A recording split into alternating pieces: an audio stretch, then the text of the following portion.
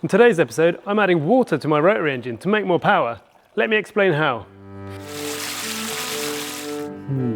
Holes, quite depressing. It goes into the tank. I'm feeling so cool now, it's working! Right guys, so we're back in the workshop and today we are fitting a water injection kit to the Volvo. If you're like me, I had not heard about water injection until a few years ago, and the thought of injecting water into the engine sounded like an absolutely terrible idea. But reading into it more, sounds like a game changer that can help us make more power. Let me start by explaining the problem. So the problem when we're trying to extract a lot of power out of a small engine means that we're having to add a lot of boost. Turbo boost is great, it creates more power, but it comes at a price with increased intake temperatures. And intake temperatures going through the roof means less power and a chance of detonation, which is when you have uncontrolled burn in the engine and can lead to melted pistons or rotors in our case, and that is very bad. So to stop that happening, you use intercoolers or charge coolers because the air coming out of the turbo, in my case, gets up to about 140 degrees, and you want to bring that down, ideally to ambient, but in reality, intercoolers aren't going to be 100% effective, but we can get them down to 40, 50 maybe on a long run. When we start adding even more boost, those intake temps just keep rising, and that is where we have found the solution of adding water injection. Right, so now we know the problem with high intake temperatures and what that can cause. We're going to talk about a solution. So, the solution we're looking at today is called water injection. You might have also heard it as water meth injection because you can add methanol to the water to increase its cooling capabilities, but we're running race fuel already, or E85, so we don't necessarily need that. We're just looking for a little bit more safety on really hot days when we want to run maximum boost. So, how does this system work? Essentially, what we're doing is we're going to be using a very small nozzle and injecting water at really high pressure, about 200 psi, into the intake manifold, just before the throttle body, actually, which is after the intercooler. And on our car, that's around here. This will basically turn the water into a really fine mist, and with the air being already hot, the mist will vaporize, and when water vaporizes, you're turning liquid into a vapor, and that takes a lot of energy, and essentially that will suck the heat out of that hot air and make it cooler. And when it's cooler, it's going to be more dense and give us more power. So the actual system of getting this into your engine is pretty simple. This is a very basic setup. You can get more complicated with multiple nozzles. You can spray before the turbo also, or you can do direct port injection where you've got multiple jets, but we're going for the simple, easy option. So essentially you've got a water tank, which is going to house your water or your methanol mix, a high pressure pump, which is going to pump that water to the nozzle at about 200 psi, length of hose to connect these things together, and a small nozzle which goes into the intake and distributes the water. So, without further ado, let's get that fitted. Now we've got to begin the fabrication and getting these things fitted to your car. There are a few things that you need to think about, especially when it comes to mounting these in location. First of all, you need to find out where you're going to fit the nozzle, because what you need to remember, which took me a while to figure out actually, is you need to have the tank lower down the nozzle, because if anything fails, with the valve in here, you could potentially run into a siphoning effect where the tank could empty the whole water through the nozzle into the engine, and that's bad. So that's probably the top tip if you're going to fit this. You can get solenoids which help control that and stop that problem, but we're going for the simple method and we're going to try and get this high. So this is going to go in the intake. You want to put it after your intercooler, your charge cooler, and before your air temp sensor. Because my air temp sensor is there, so we're going to fit this around here. So we can then measure off the ground, obviously we're up on the ramp now, but we can measure to the ground and find out where that is, so we can do the same with the tank and hopefully have the tank lower. So let's say 29 inches. Right, so we measured the nozzle being about 27 inches off the ground whilst it's on the lift, so that wants to be the highest point of the tank, and then that way it won't siphon if we have a problem. Now if you're doing this on a street car versus like a race car, you're probably going to want to put this in the boot because the pumps are quite noisy, whereas on this car we're more thinking about the best place for weight, because the car's so loud anyway, you're not going to be able to hear the pump. So we did look to put it in the boot, but there's quite a lot of things going on in there already, and we've actually got a bit of a problem with the weight of the car is more on the left because I'm heavier and we don't have passengers, so I'm going to fit this. We've looked, and We also want to make sure when we've got the line doesn't go above the tank afterwards, because then you can get an airlock and stop it feeding the pump. So we're going to fit this behind the seat and put the water pump directly below, because then the pump will prime itself by gravity pressure and always have water in there. Right, so we've checked the height level compared to the nozzle, and we are going to have this tank pretty much on the floor. So what we're going to do is we're going to move the fire extinguisher from that position to up there, and that will allow us to have the tank in this position, yeah, and have loads of space. Right, so we've had to remove the seat to give us some clearance to work. Just going to move this fire extinguisher bracket, and we'll worry about that later, and then we can mount the tank.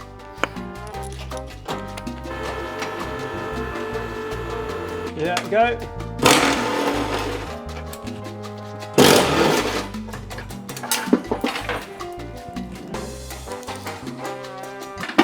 First time moving something on the Volvo, so now we've got holes. It's quite depressing. It was all perfectly mounted before. There, it'll be double skin. You don't want to drill it there. There, I think it's single skin. I'm just thinking where the best, because that goes into like a void. What I'm getting at, what if you made like a H bracket that bolts down to here, then just bend the tab off that up to it? I'm just thinking it's at least so simple.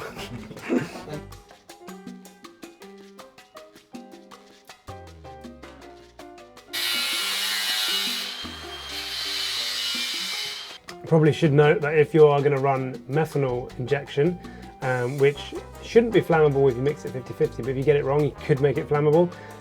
You definitely don't want these inside the cabin, but we're just going to run water. So the worst case that could happen is I'm going to get wet. So we're going to fit it in here. It means it's really easy to top the water up, and all the pumps are going to be easy to maintain, and they're not going to get all covered in water and rusty as if they were under the car. Holes. That one lines up a bit. Miracle. Here we go. Oh, all four line up. All four? You saw that? Yeah, I didn't even have to make the holes bigger. Almost straight. How is that higher than what it was on the seat? Oh no, I've moved the ramp, haven't I? 32. Oh look, we've got loads of space now. 32 is there, so we can go anywhere above that point. I need a lathe so bad. With my Audi safety goggles that I found. This is just the aluminium bung that we need to weld onto the intake manifold, charge pipe even. That I'll show you in a second. We've got to take that to Rob to weld it as well. So the final bit that we need to attach is the actual nozzle to the pipe, and we have got this aluminium boss that fits the same thread as this. That threads in like so, and that can then spray the mist inside. So just need to take this off and drill a hole.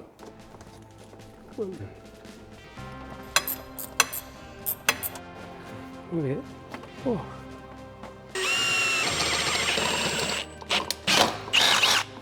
Can you put it all on the table so I can't knock it?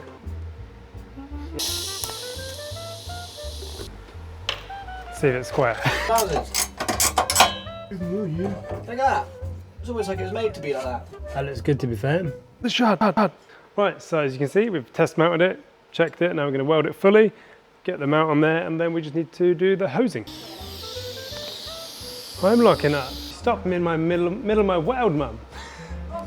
God damn it, mum. Sky's obsessed with Peppa Pig at the moment. Oh, that's annoying. Peppa. No, shut up. Right, so that's the mount all welded. So next up, we're going to clean it up, cut some holes to make it lighter, round off the edges, fit it in the car, and then that's all the mounting done. Right, so we've finished the plate, cut some nice holes to save some weight, and we've painted it. So that's ready to go in the car. Whilst we were doing that, we also had Rob come and weld on our boss for the jet that can go in there. So that's ready to be fitted. And I thought I'd best mention that in order to control all this, we're actually doing it with our Haltech ECU, which has all the features to run water injection. Now, if you haven't got that in your ECU, then you can actually run a standalone controller like this. So this actually senses the boost input, and you can control at what point, at what pressure you should start spraying the water. So that makes it really simple. The actual kit comes with all the wiring you need. So all you really need to do is wire in earth points, lives, and a switched live. So yeah, let's get to it.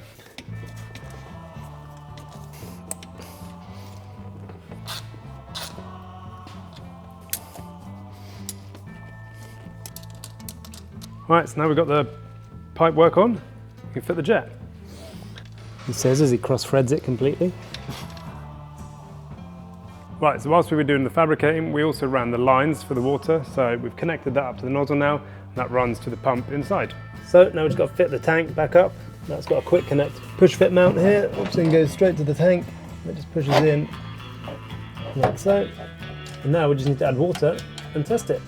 Right, so the last piece of the puzzle is to add the water to the engine, just like this.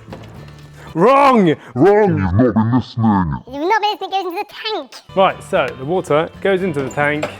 We're actually using, or what you should use is deionized water, so you've got rid of all the minerals. I have heard some people using straight tap water. It's probably something you could do if it's not, if you're at last resort, but if you can, deionized water.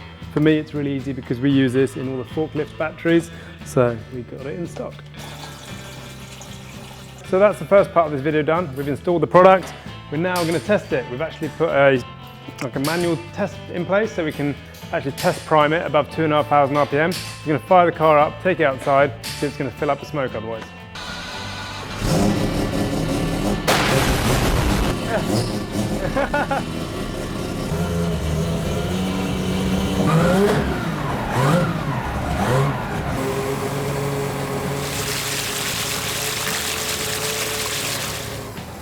I'm feeling so cool now, it's working! Right, there you see it. Water is spraying. So now we're going to head to the dyno and see if what we've done actually makes more power.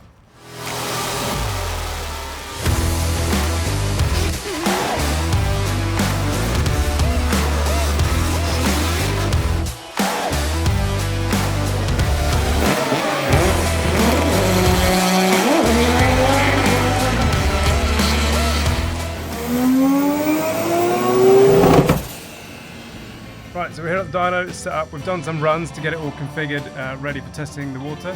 We're going to do a few runs with it on and a few runs with it off, and then compare the data.